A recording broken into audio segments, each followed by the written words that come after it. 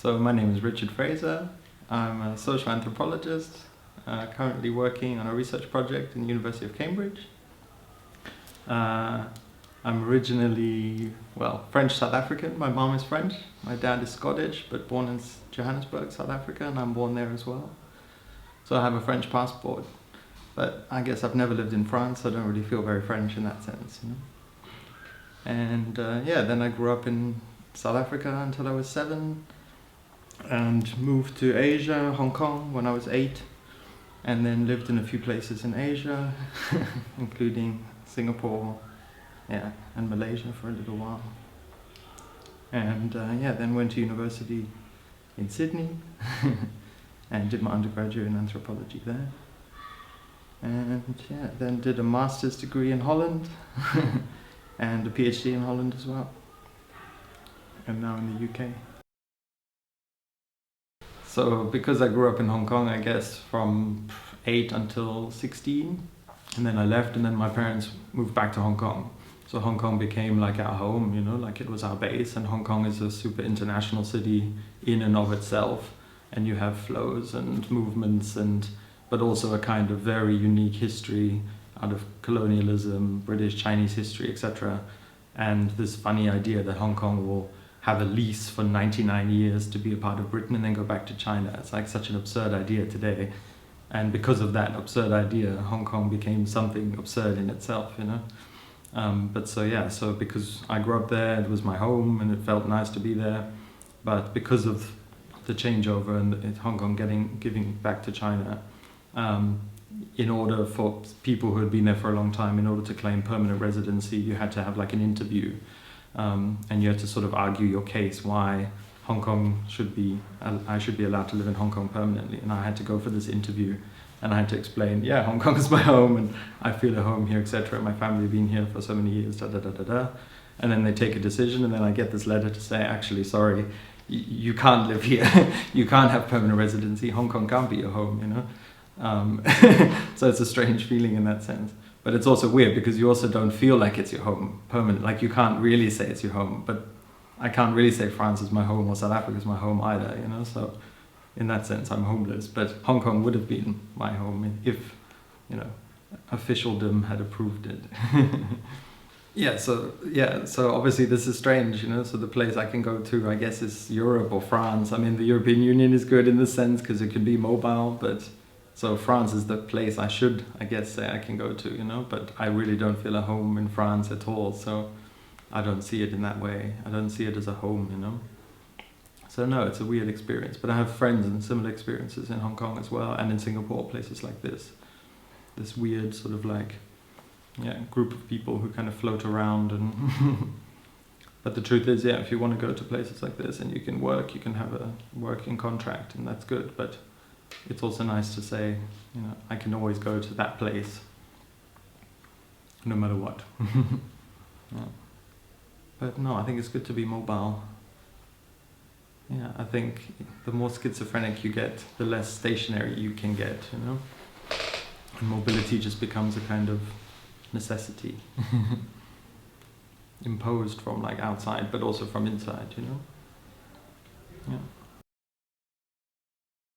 I think ultimately it's outdated, but I think there's still some way to go until it gets to that point. And it's not so clear whether nation states will be replaced with some other kind of... Probably what will happen is that nation states will first be replaced by some other supranational entities, whether it be the European Union or Pan-American states, or which have some common ideology perhaps. But perhaps that's a good thing in the sense that it will, to some extent, reduce people's attachment to nation states and nationality. And I think that is ultimately the direction that the planet itself needs to go. So I think we've left this point of no return in terms of that, you know, where for now nation states will still continue to have an everlasting role or whatever, but I think ultimately the direction of travel is that people will abandon the sense of nationalities and difference. And I think that's what's needed, you know. It's complicated and it changes, you know, throughout my life, I guess, in different ways, different intensities relating to it, you know. So I don't know.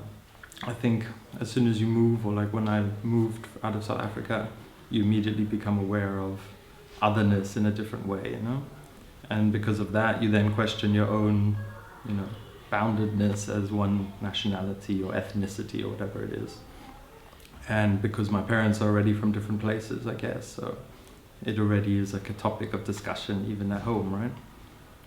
So that means, yeah, nationality becomes something a bit distant to you, as opposed to someone who's from one place and sees themselves as just one person.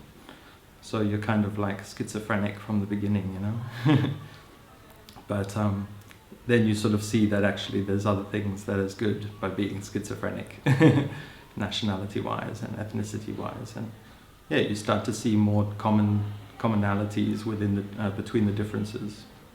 And then you start to sort of see people on a nicer, more human level, I think.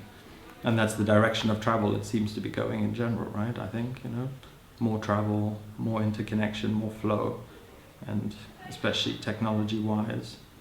So yeah, it's an interesting direction it goes in, I think.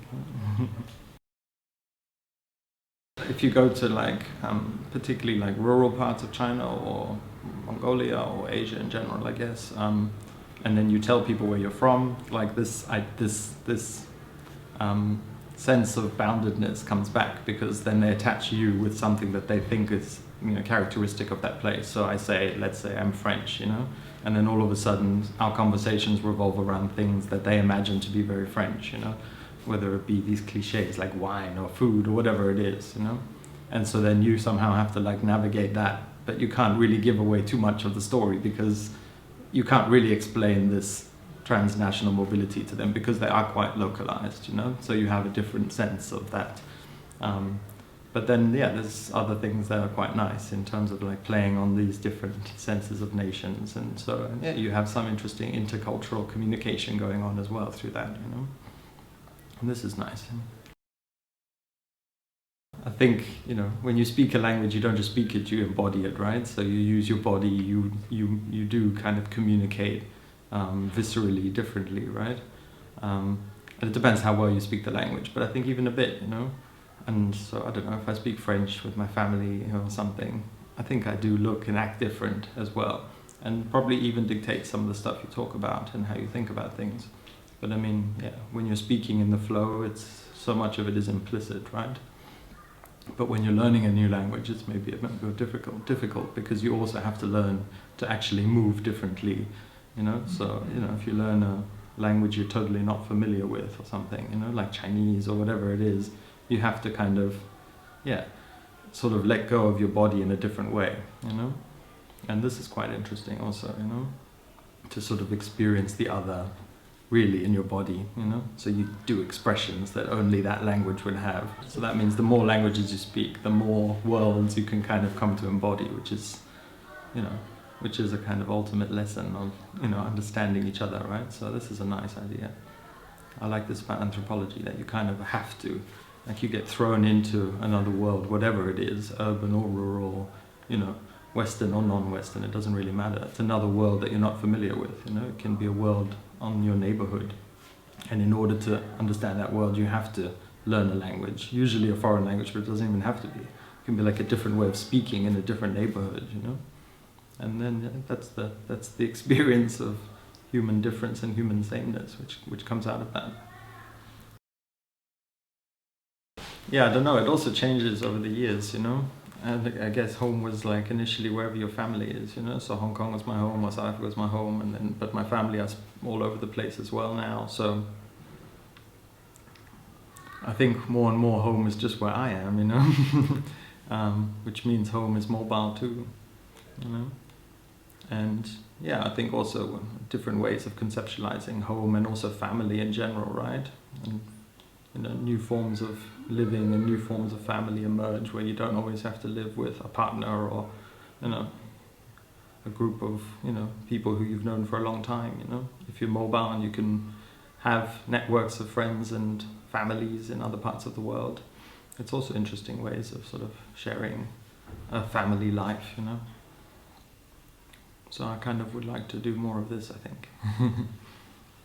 And then also the fusion between life and work is also sort of tied in with it, you know. So you're in contact with people who you perhaps know through your work or research or whatever it is, but actually those people may also be people who you end up meeting or having other forms of, you know, life with in other settings, you know. Yeah.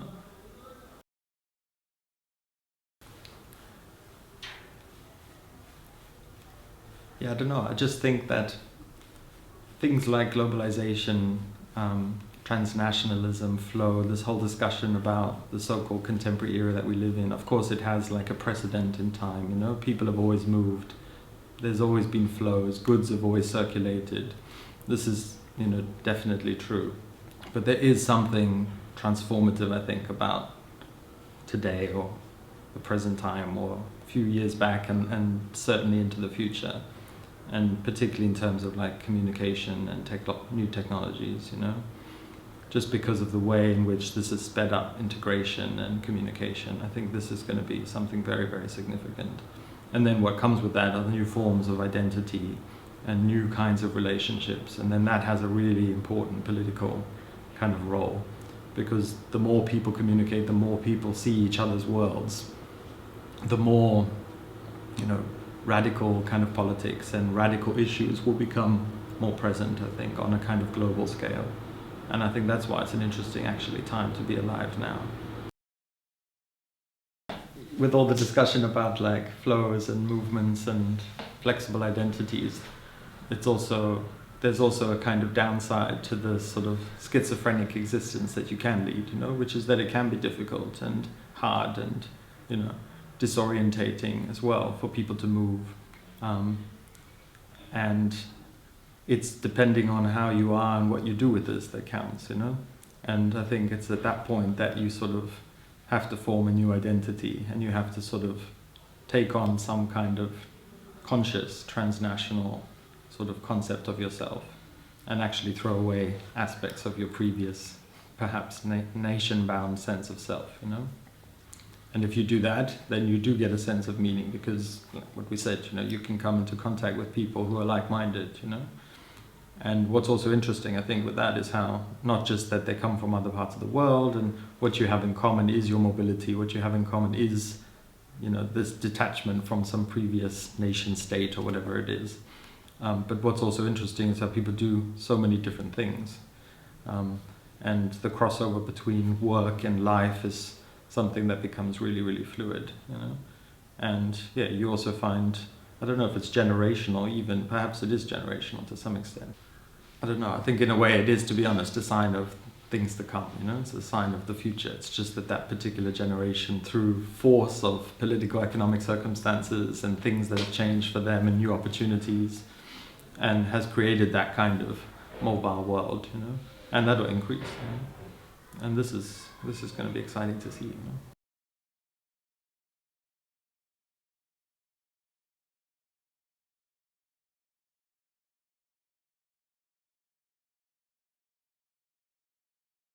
I am Anastasia Fotopoulou. I say it slowly because people get totally confused with my name. I'm from Greece. My family is from Athens, but I grew up in a small city between Athens and Patras, because my parents feel that they need to grow the children in a countryside, which it was good. But I went back to Athens to study, and I spent my years there until I was 26, where I moved to Barcelona to do a master. Then I came back to Athens. There was a crisis already in Greece. I moved to Cyprus for my job. I'm an architect. And after 1.5 years in Cyprus, I moved to Italy. So I'm here the last 2 years, more or less. Italy, good question. You know what they say, that the Greeks and the Italians, una faccia, una razza, no? So with the Italians, we already have this connection. We feel friendly, we feel connected, the food is almost similar, although we have a fight which food is better, the Greek or the Italian. But to say the truth, when I moved here, I already had friends, which is what was easier for me. I had my relationship, okay, but I don't know, I think in Greece we are more extroversial, so get adapted here. At the beginning you feel they are friendly, but you feel a bit of a distance. Not for a long period, but you feel. And then I felt they are totally open and totally friendly, so now it feels like home. There's not a big difference at all between the Greeks and the Italians and the life here. The connection between the people and the relationship, it's more or less the same. As I'm doing now, we have the same body language, we have the same eye contact. We're not afraid to express ourselves. We shout a lot, we talk a lot. We have these similarities. I do a PhD here at the university. Every time I have to present, and my name is Fotopoulou, they cannot read it, or it's Fotopoulo, or it's at the end Foto, okay, la Greca. So I'm always the Greek. Not in a bad way, but even from my name, and second of all, nobody speaks my language, which is something that it's strange. I have to Skype with my friends in Greece and my family to keep talking in Greek. So this is a part that you feel a bit disconnected. You have to adapt yourself with the language, that you have to speak Italian, I understand, of course. Why to speak English? We are in Italy. And this creates an issue that you're different. I don't speak Italian in a very good level, first of all. So it's easier for me, I start speaking English because my friends are very polite with me and they still speak English with me after 2 years. Yes, I cannot express myself totally in Italian. I try, I do mistakes. But as I'm Greek, I talk a lot, so if I was speaking Greek, it would be totally different as I do with English or Italian. English a bit better, but still, it's not the same thing. So I have created my own language. Like in my house with my boyfriend, we speak 4 languages. I have created my own language of whatever, the body language and 3 more, so... moving around the countries, being an immigrant, even if you have friends, you're always alone. Always. So you have to spend time with yourself. And the first month in Cyprus, I spent a lot of time with myself, having an inner psychology analysis. And I changed there. I became more mature. I changed my idea about life, about what it means to be independent, which is very important for me. That's why I'm moving all around. And so the more you move, the more you change, the more you get easily adapted. So now I'm not afraid to move again. It's once you do the start, it's easier. You change, every time you change. You get things, I hope positive, from each country. You have to be adapted because you are in their country. You have to get used to it, you have to learn the habits, you have to learn the timing, how they eat. Another thing that it's difficult for me. The restaurants, for example, here after 10, you can find nothing to eat. I'm not used like this. I have to get adapted. I cannot say, in Greece we have this, here it's not good. The comparison is never good because you will never be happy in the place you stay. So you change, of course. How to say, I start to realize what is really important in life. I start to see other small things that become important to you that you haven't realized that they are important. And I change in the way I live, my way of thinking and what I want for my future, for example. I realized that I changed, to say the truth, every time I go back to Greece, that you say, okay, you go back, you see your friends, your family, it feels like home. No, even Greece now, it doesn't feel like home. And I change, I see the difference of the mentality. And even there, I don't want to say, in Italy we do this, and so here is bad or worse. Also now Greece is in a very difficult situation. But once you get far, once you go far from a problem or a situation, then you realize some things that you have to change or you have to keep. So this is what happened with me. I'm more open to new experiences and I'm more I criticize more situations that I was accepting because I was living to that situation. So when you move around and you see different things, different problems, different mentalities, you learn to accept and to accept. What does it mean? Home now, I think it means where you feel relaxed and comfortable, which in this period of my life it's here, in Bologna. Even I have difficulties with the job, of course, and the language, but it's still, I go to Greece, I do vacation, everything is amazing, but there is a point that I don't feel that I have a base there, because the house of my parents is the house of my parents. My house is here. This is the reality now. I would like to stay, but if there is another opportunity, I would like to move also. It's not a problem for me. Future is unpredictable, my job is unpredictable, relationships is, I don't know. For now, I'm okay. But you know, the thing is that there are people that they are moving. For example, 50% of my architect friends, they have moved to other countries because they had a good contract with the job. It's a total different situation. If you move and you know that you have security, you have a job, you move more relaxed. If you move because you just need to change your life, is another kind of decision. And this is what I have done the last 3 years. I'm just changing my life, trying to find the base.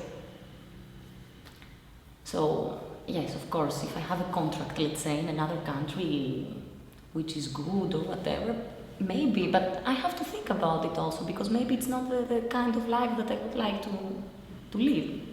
So it's always also in the moment of your life where you are. But in general, I think it's in my blood, the moving around, because my grandmother, she moved to the United States to work when she was like 40, stayed 20 years. The family of my mother, they are Greeks, that they grew up in Egypt. So my mother was born and grew up in Egypt, and then she moved back to Greece. So we have this, it's in our blood, I think, it's a family thing. Because it's not a cultural thing in Greece, people to move. In Greece, the society is very close. They are still having this situation that the parents build the house for their children to get married next to them or above them, so they create these small communities, still now, in 2014. I don't know if it is conservative or they're just afraid of some things.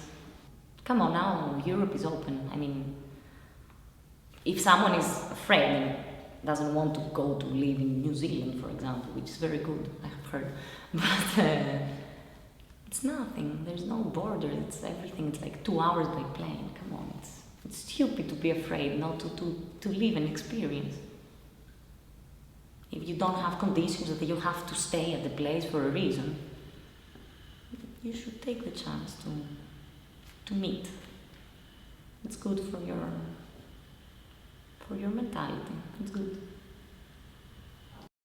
Like 3 years ago, that we had the crisis really strong, and I traveled in a country north of Europe, doesn't matter the country, but we were talking with someone, asking directions, everything was okay. When they heard that we were Greeks, they look at us in a way that, you're poor, why you're traveling? How can you travel? You know, nowadays we have this, they point us out with the finger. If you're Greek, you have to be poor and you're not allowed to do things in your life because you have a difficult situation, you created problems all over Europe. It's this sense also. The problem is that, for example, when I'm in Greece or when I was living there, I could see all the bad situations and I was criticizing a lot, of course. I don't like this, I don't like that, the government, blah, blah, blah. When I'm out of Greece, like here, even if I can still see the bad things of my country, I feel that I have to support. I don't like when people that they are not from Greece speak bad about things that they do not know from the root, you know. So I feel sometimes more Greek here than how I feel when I'm in my country. It's strange. I like my experience outside of Greece, in Europe. I like. And here the truth is that from Italy it's easy to travel all around Europe. It's more easy with the train or the car, you can visit other countries. So this I like. I have the opportunity now to explore. And I speak also other languages, so for me, I like. So it's nice, wherever you move, you get something, and the language is something really important. When you move there, you have to speak the language. My father is always angry with me, talking on Skype. Why do you speak English? Why do you not read the Italian literature? You live in Italy, you have to live this 100%. You chose to be in Italy, be Italian.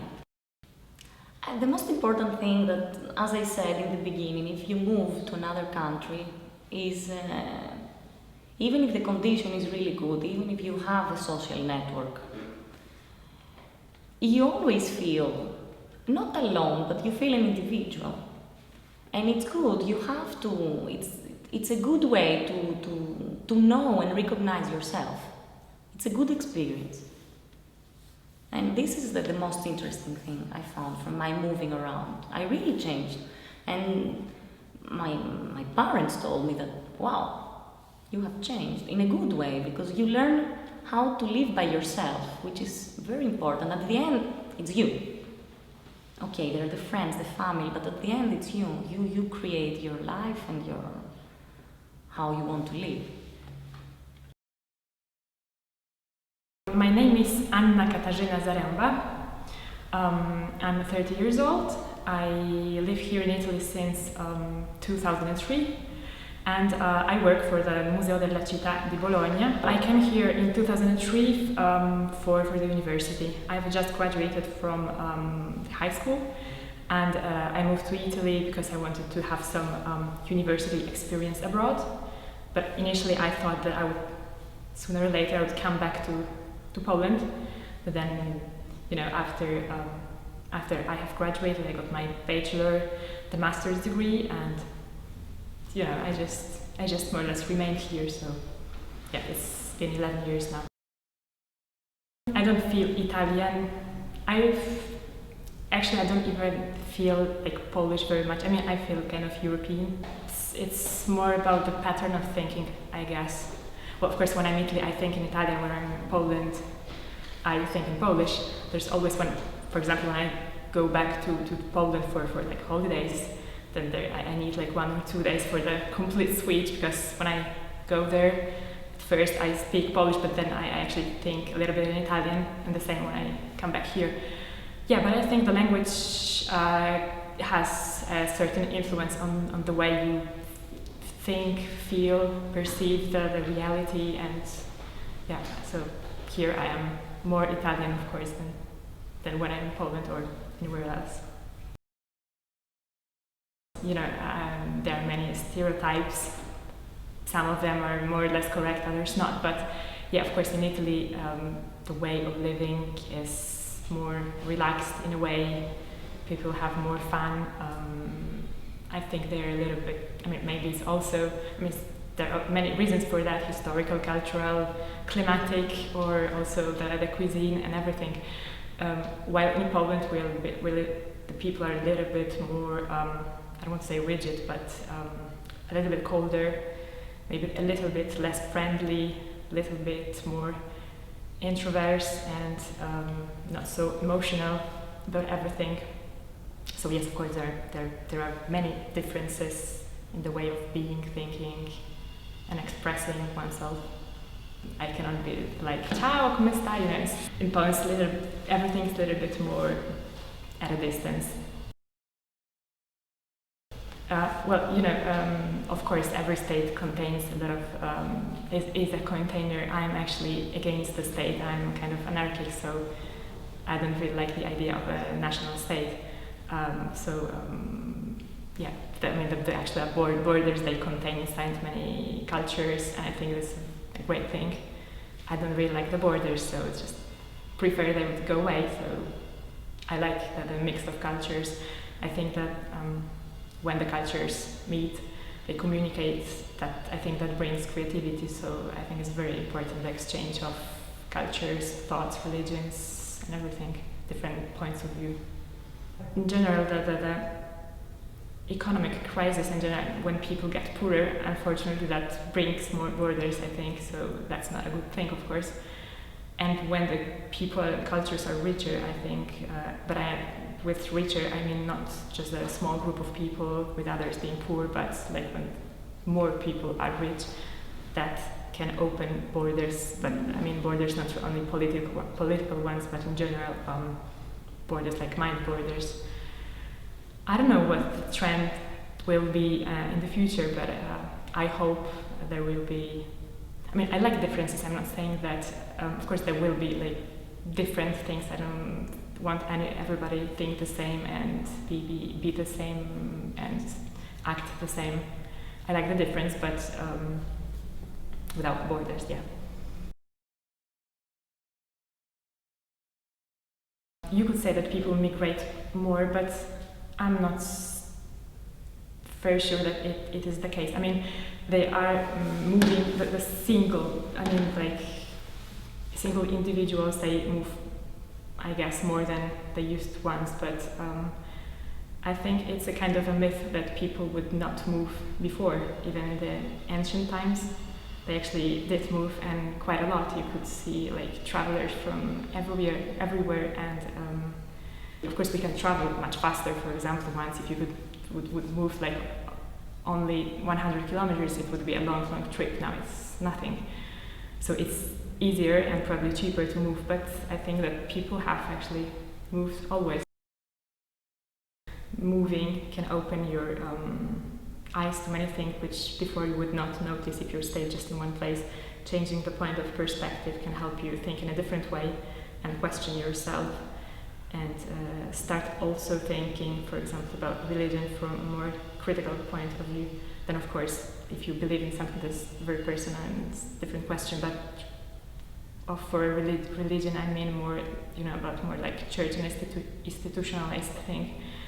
Moving actually, I think, helps you think, much more critical way about everything. If you just stay in one country, I don't know, for example, if I stay only in Poland, you see the parties which are dominant, you see the left, the right, the center, or the others, and you kind of think about politics in that way. And when I moved to Italy, everything was so different. So actually, it's kind of a paradox, but probably this sometimes the left and right, they actually are quite exactly the opposite in another country, which also makes you think that there's such a huge diversity that there's no point about being like so strict about thinking about anything, because if you only move outside your country yard, then everything can be exactly the opposite, which makes you think. My name is Ekaterina. I'm from St. Petersburg, from Russian Federation. I'm living in Bologna now, already for 3 years. I came here for studying, just to study to the university, and then I fell in love with the city and I remained.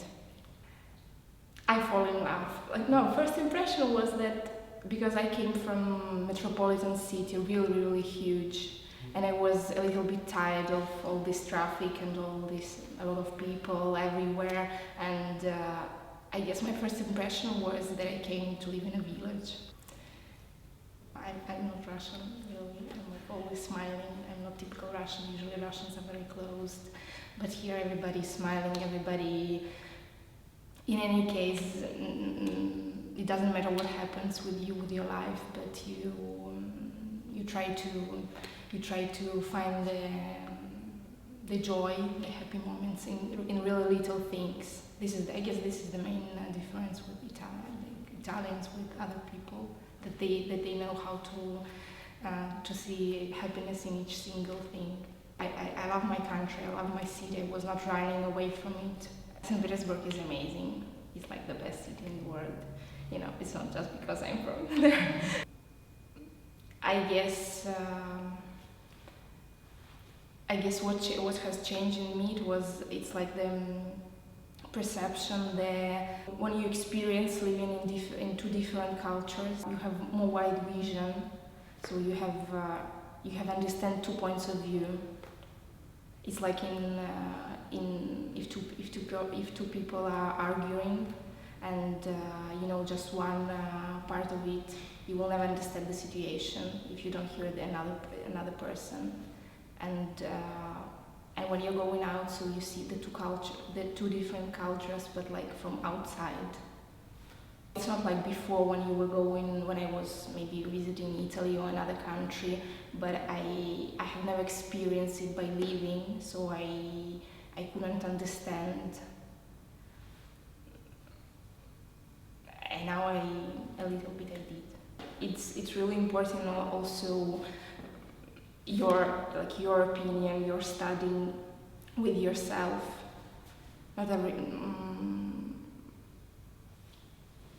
you can live in one country for a lot of years and never understand it. It's not about understanding, it's more about feeling, I guess. That's why a lot of people move and move and move, and they don't like, and then at some point you arrive to some city, or and you just feel it, you feel the atmosphere, and it's like with love, I guess. You can't explain it. It's my home now, but now I have two homes. St. Petersburg will be always for me home. Before going there, I feel nostalgic. After coming from there, I feel nostalgic. But being there, unfortunately, I feel like I'm on holiday. I don't feel, because I already lost my social life there and my integration. Like, years are passing and I'm having my life here. So of course I have family and everybody there, but it's like going for 1 week somewhere, anywhere. If the person is speaking in several languages, he has like 3 personalities. Even if I guess I speak Italian very well, sometimes I feel like a little bit lost, because not because of Italian, but because of Russian, and because something that I want to explain, I can't explain it in Italian, not because I don't know Italian, but because you can say it just in Russian, and you can feel it just in Russian. The main word of today is feeling. And when I'm coming back in Russia, they are telling me I'm a little bit Italian in the way I speak and in the way I move, but I don't see it really. I guess it happens more because like you get used to your life in another place, and it's really different, and you are more shocked, like, not how is there, but you forgot how you used to live there, and you can't understand like what has changed inside yourself. So you are saying like the city has changed, everything has changed. How could I live there? But it's not the city. You have changed. Like a lot of times, when everybody is asking me all these questions that you've asked to me today, how are you feeling? Do you miss your city? Like already for a lot of time, I can't find the answer in myself. I found a lot of little answers, but I can't explain it. I'm just thinking, what if I 3 years ago choose France? Because I choose Bologna like this. I just Google it, and was a fortune or a destiny? I don't know, but as I already told, it's all about feeling.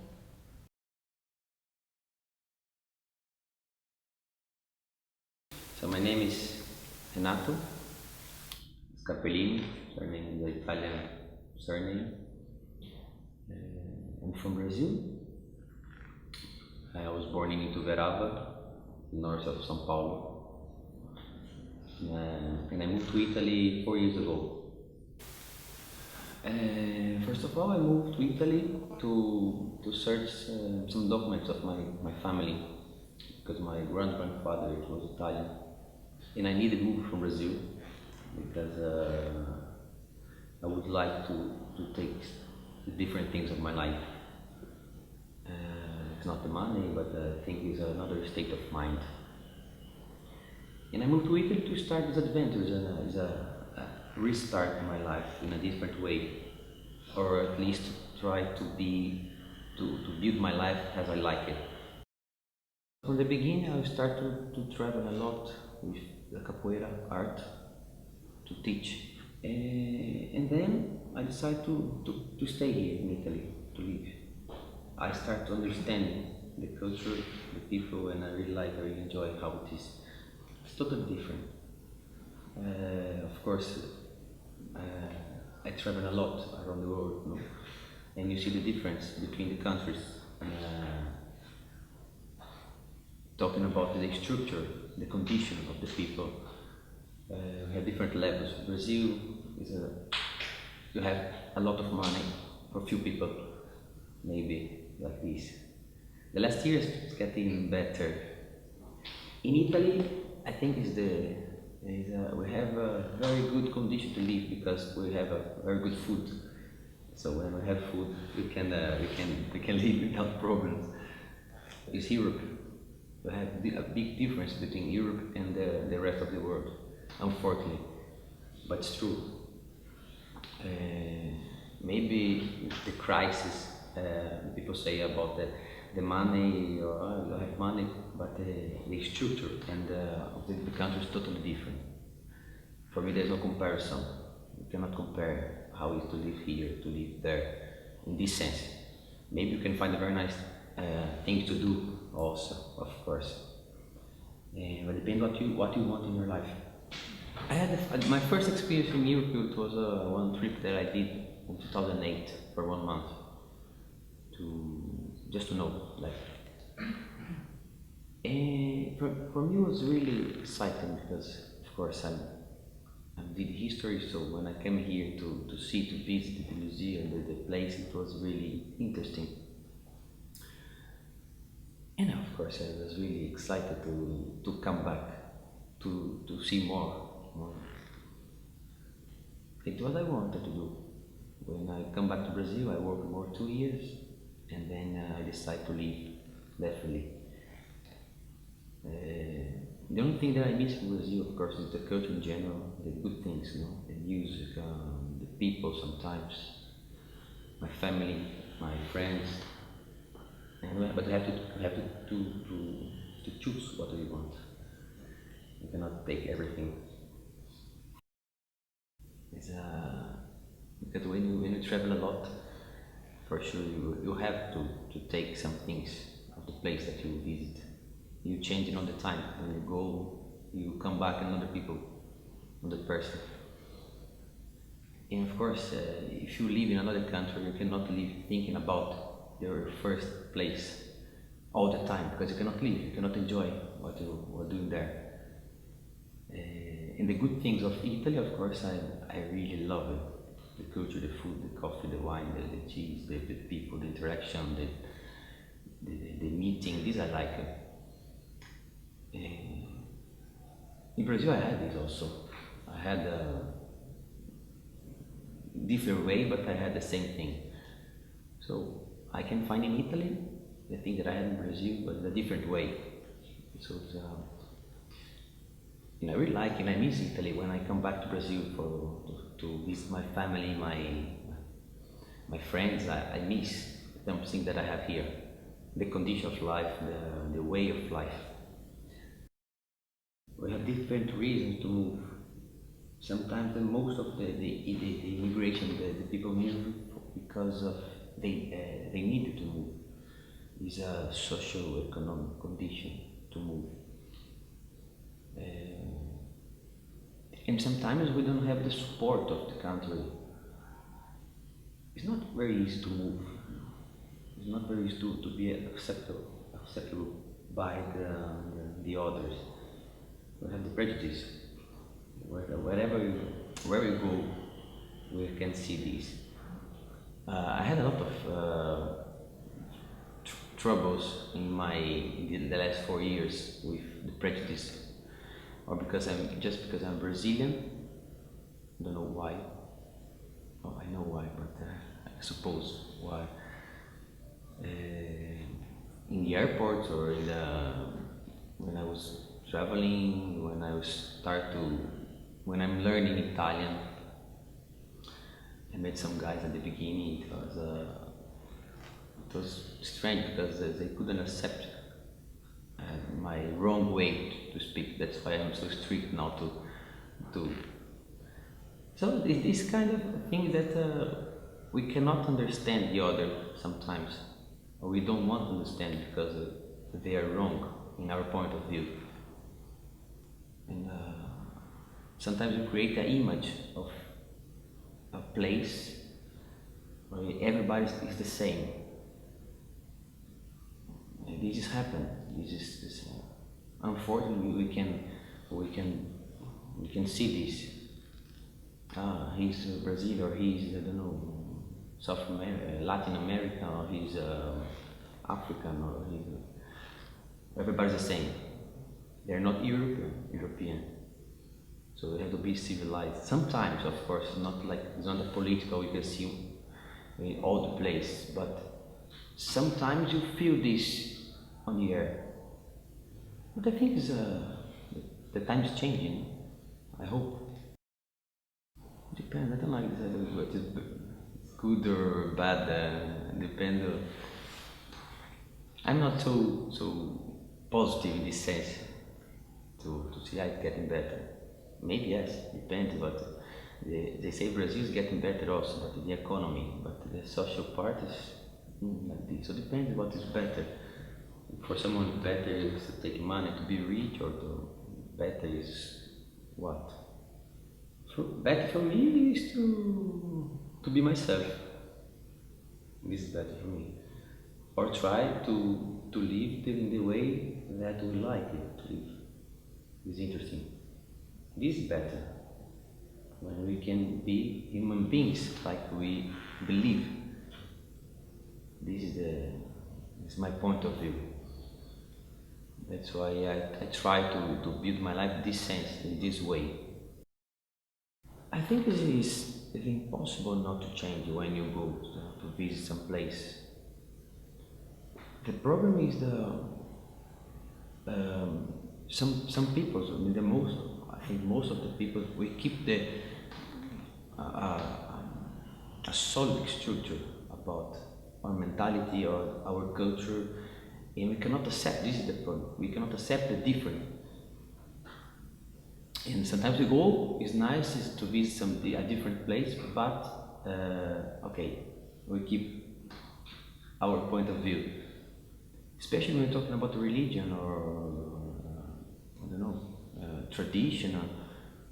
Okay, it's nice to see the different point of views, but okay, we are the best, no? I think when we go to visit some different place, we are open, we cannot be solid anymore. We are more flexible and liquid to understand. And this for me was good. We traveled a lot, and I could adapt myself. I don't have the strong truth or the strong I don't know, base to see now this is that moment. Maybe it's changing in a few minutes. At least try to understand the other. This is the first step. I would say it as an Israeli writer. I must also say that the relation is the compromise. Because if you keep your state of mind and you don't understand the other, you go to the fanatism, the fundamentalist part, and you cannot understand if you don't have a compromise with the other. And I think it's the first step to the compromise of our life is just to get together and respect the different point of view. Try to find a common point of view, basic one, to live together, but respect the difference of the other. Of course, it's difficult. You have to skip a lot of level, especially religion, culture, the other things too, to understand the other. You're a human being. You have to thinking about it. My name is Ekin, and I'm born in Istanbul. I study psychology and anthropology. university, and since almost 5 years I am living in Italy. There are similarities and differences. Istanbul is a huge, huge city with a lot of diversity that makes it a bit unique. But Bologna is quite different. People are more easygoing, I think, compared to Istanbul. There is no. I think that's the thing that a big city a bit gives to people, a bit stress and aggression. You focus on what you have to do, you have your rhythm, and you miss something in there. Here is more easy in that sense. That was my motivation to come to Bologna actually, because I wanted to stay in Italy, and this city seemed like a place that gives me what I need. I don't feel particularly Turkish. I'm foreigner, it's obvious, but I don't know if it would have mattered if I was Swedish or if I was German. Maybe there is more curiosity on well, why I'm here, what am I doing in their country, in their culture, trying to speak their language, but in a positive way. I never received as a push. I haven't had any problems because we have similar cultures. Mediterranean speaks almost the same language in that sense.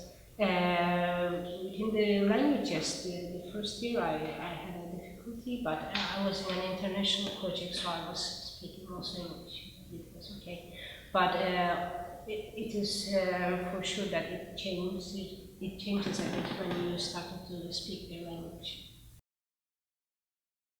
Yes, it changed me completely. I lived in a house with a lot of different people from a lot of different cultures and countries, and it opened me a lot. So I feel a different person. I hope that's a good thing, but I feel different. There were times, difficult times, there were easy times, but in the big picture, I can say that I enjoyed it, and I love this dynamic. In the beginning, I wasn't thinking about staying for 5 years, and now I'm thinking even longer. It was a 9-month project, and my schedule for 9 months, but something kept me here, and it's a warm feeling that I felt. Also, people. It's a very big part, I think. Mine was a need to come here, but it was a personal need, not a social or political need, because from Turkey or Kurdistan, there are a lot of people migrating also outside Turkey with different motivations. Mine was not personal. To know myself, to make another step. Migration is a very important step for this, but also within the migration, to come face with the diversity is the most, I think. The more diverse things and diverse people that you get to know, the more open you are. It comes a bit more first.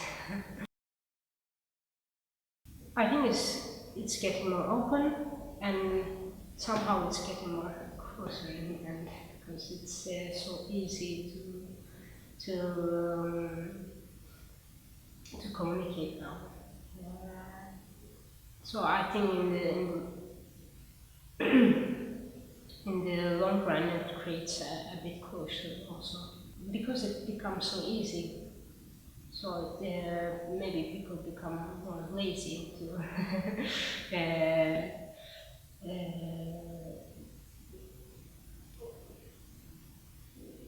try. I don't know, the communication, it's obviously it's a huge progress and allows easy communication. It's a good thing.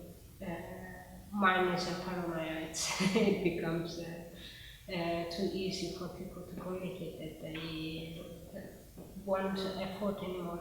So it's a bit paranoid.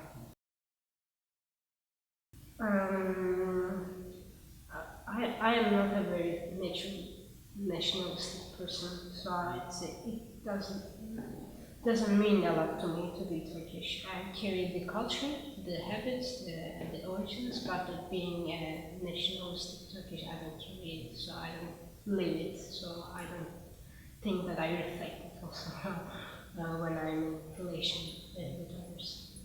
But I still don't know. I still don't see that it's that easy to maybe within European countries, but outside it's not that easy. It's still very visible and sensible, the sense of borders, limits. I hope someday it will become more easy to pass by. More fluid because it's still it's not easy. I hope that people see me as being myself, but of course with a cultural, personal, ethnical background. I mean, we always carry our identity as a huge complex. Our origins are where where do we come from, our family, it's all a package, so it's in the background, but I hope in the figure they see me as myself. I found it's a very important and interesting argument, this migration, migrate, people moving, crossing borders, and they are searching for something. It can be political, it can be personal, but there's a movement. So it's a fantastic thing to live it.